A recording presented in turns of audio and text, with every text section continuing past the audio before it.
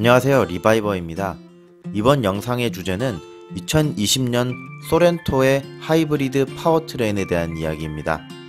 중국발 미세먼지에 대해 중국에는 한마디도 못하는 대한민국 정부는 계속해서 디젤 자동차에 대한 규제가 더 강화될 것으로 보입니다.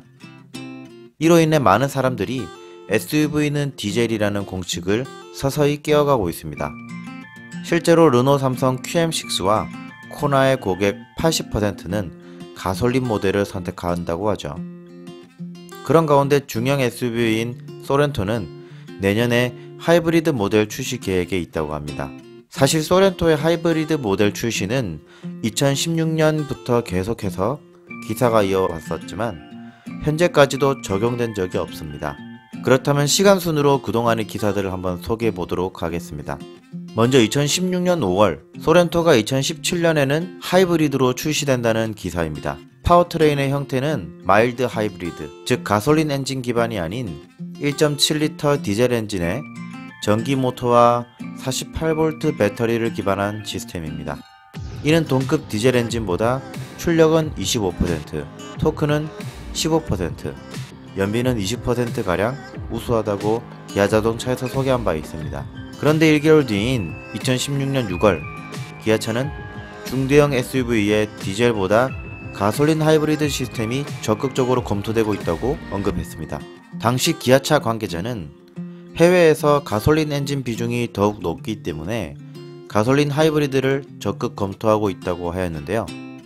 하지만 기존의 마일드 하이브리드에서 기술적인 한계점이 있었을 것도 같은데 저는 이 점 또한 배제할 수 없다고 보여집니다. 이것에 대해서는 조금 더 상세하게 이 영상의 뒤편에서 한 번 더 말씀드리도록 하겠습니다. 다음으로 2017년 10월 디젤 하이브리드 소렌토의 출시가 불투명해졌다는 기사가 있었는데요. 그 이후로는 가격 상승을 예시로 들었습니다. 기존의 2.0L 디젤 엔진보다 낮은 1.7L 디젤 엔진으로 다운사이징을 하였지만 디젤 엔진 자체가 무겁고 가격이 비싼 데다가 리드카본 배터리에 하이브리드 파워트레인을 위한 모터와 슈퍼차저가 새로이 적용이 되면서 가격이 훨씬 비싸지기 때문입니다.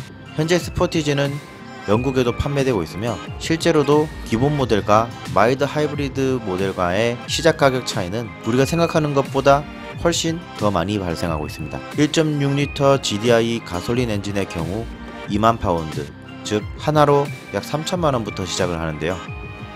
마일드 하이브리드의 시작가는 29,995파운드, 하나로 4,366만원입니다. 물론 1.6L 가솔린 엔진과 2.0L 디젤 하이브리드 파워트레인의 차이는 있겠지만 1,300만원의 차이가 수긍이 될 정도로 하이브리드 연비가 우수한 것은 아닙니다. 다음으로 2017년 12월 17일 신형 소렌토는 PHEV, 즉 플러그인 하이브리드 계획을 하고 있다는 기사가 있었습니다. 하지만 사실 저는 이것이 현실성이 있다고 보여지지 않습니다. 플러그인 하이브리드는 가격은 전기차만큼이나 비싸고 무게는 하이브리드보다 무겁고 또한 배터리를 충전하기 위한 인프라가 쉽게 갖춰지기 힘든 아파트 주거 형태가 대부분인 우리나라에는 적합하지 않다고 생각됩니다. 무엇보다도 가격이 가장 큰 걸림돌이 될 것으로 보입니다.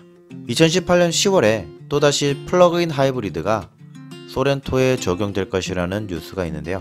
하지만 이는 대한민국을 대상으로 한 것이 아닐 가능성이 높습니다. 해당 기사에서는 기아차 유럽법인 마케팅 담당의 말을 인용하여 배출가스 규제 목표 달성을 위해 친환경 모델의 비중을 높이는 것이라고 이야기하였습니다. 결론적으로 출시가 판매로 이어지지 않더라도 배출가스 규제 때문에 울며 겨자 먹기 식으로 라인을 확장했을 가능성이 높다는 얘기죠. 성능이 정말 매력적이라서 살 수밖에 없는 차가 아니라 이러한 유럽의 규제를 따르기 위한 최소한의 경영 전략인 것입니다.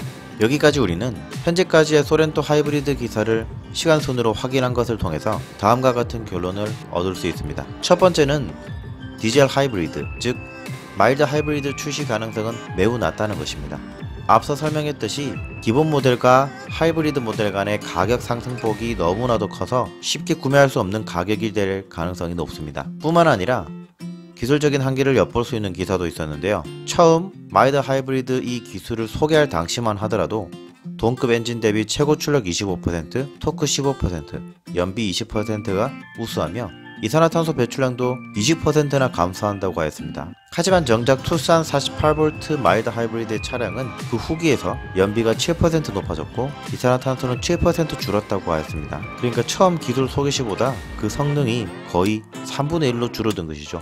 이것만 보더라도 처음 기술을 선보일 때보다 실제 차량에 적용했을 때의 아웃풋, 즉 결과물은 많은 차이를 보여줬고 차량을 가격 면에서도 메리트가 없기 때문에 가솔린 하이브리드로 방향을 급선회한 것이 아닌가 추측됩니다. 두 번째는 사실상 2020년에도 소렌토 하이브리드 출시 여부를 아무도 모른다는 것입니다.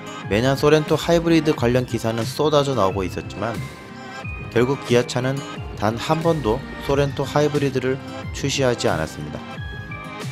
물론 지금처럼 하이브리드의 인기나 고객의 요구가 높으면서도 정부가 미세먼지 저감을 위해 디젤 규제를 더욱 강화한다면 빠르면 내년에는 소렌토의 하이브리드 적용이 될 가능성이 높겠죠. 또한 마지막으로 제 사견을 덧붙이자면 이와 같은 기사들을 통해서 소렌토 하이브리드에 적용될 만한 엔진은 아마도 현재 그랜저에 들어가는 2.4L GDI 엔진 기반의 소나타와 그랜저 하이브리드에 사용되는 전동 모터의 조합 가능성이 높다고 생각이 됩니다.